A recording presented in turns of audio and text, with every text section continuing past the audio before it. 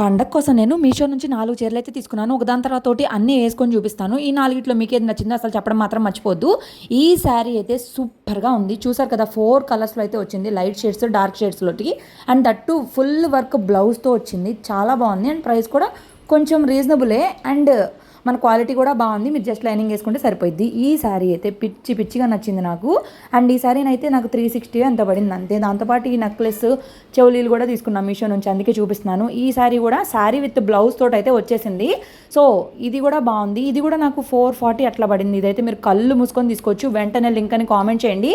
Blouse కూడా చాలా heavy వర్క్తో వచ్చింది. కాకపోతే వెనకాల ఉక్సులని కొంచెం గట్టిగా మనం స్టిచ్చింగ్ చేయించుకుంటే సరిపోయింది. ఈ శారీ ఒక సిస్టర్ అయితే నాకు పెట్టి మరీ రివ్యూ చేయమని అడిగింది.